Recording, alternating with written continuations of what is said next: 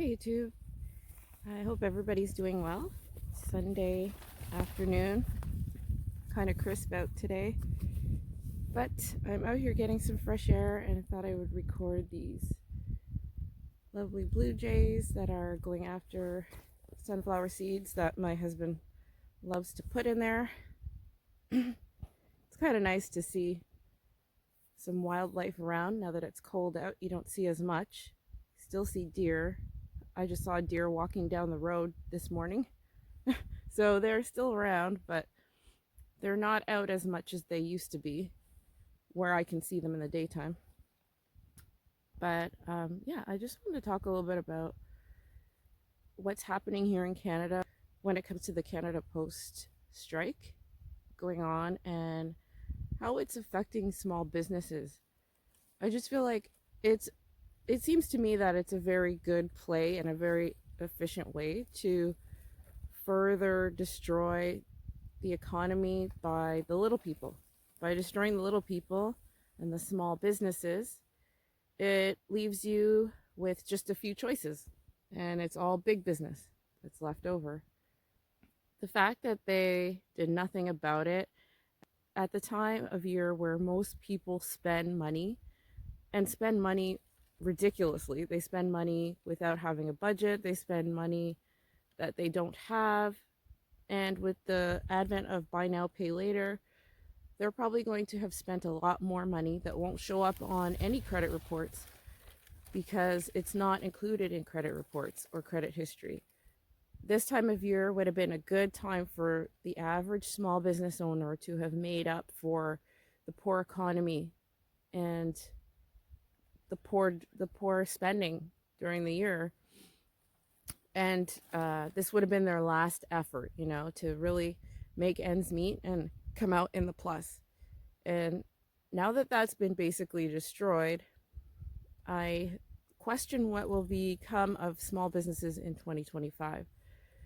I feel like probably the ones who are going to succeed or the ones who are going to come out ahead are going to be the ones that go back to the old school ways, which is like putting signs on your store cork boards and catering to local people. And really, if you do that, you're not going to have to worry about technology getting in the way of your business being seen by other people and being endorsed by other people. Because a lot of times the word of mouth is going to be effective. It may not be as effective as having millions of people see you on a Google search and order your products from all over the world.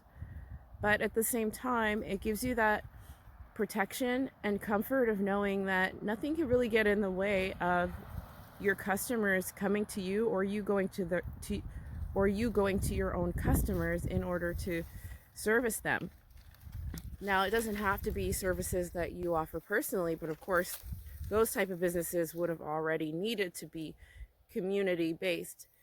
But I'm talking about people who have businesses where they sell everything from clothing to crafts to jewelry, whatever it may be. If you're servicing the people in your area, you can always add a delivery charge, but you can get in your vehicle or even take a bus if need be to deliver your products to your people.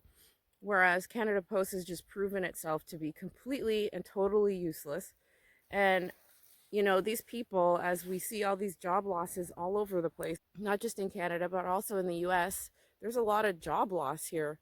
And even though they say that it's somewhere between 6 and 7 or so percent of job loss or unemployment, I would guess that that number is nowhere near that. I would say it's probably 3 times that, if not higher.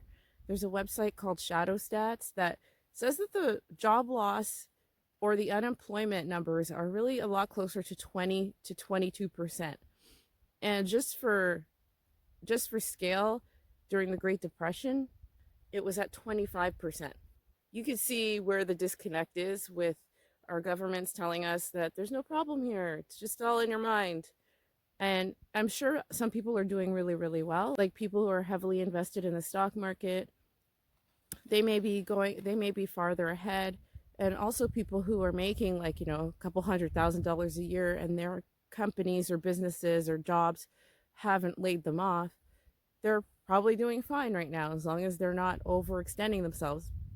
But for the real majority of people in Canada and America, things are not actually as easy as they keep trying to encourage people to believe.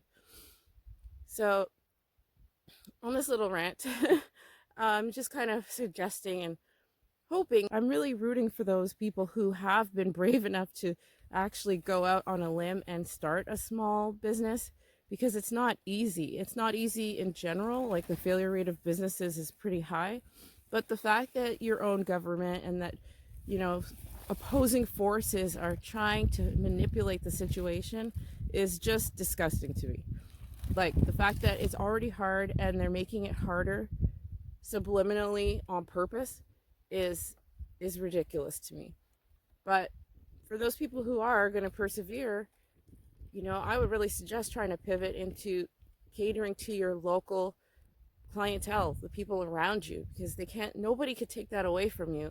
The person down the street is reachable, whereas the people all across the world, for situations like this and who knows what else coming down the line, you could actually end up being cut off from that source of income. And if you rely on it, it could really put you in a tough position.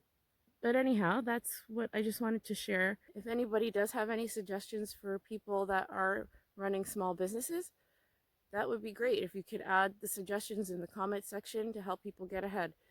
So that's all for now. I hope you are doing well.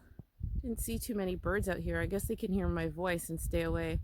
But I will see you in the next video. Thank you for watching. God bless you, and bye for now.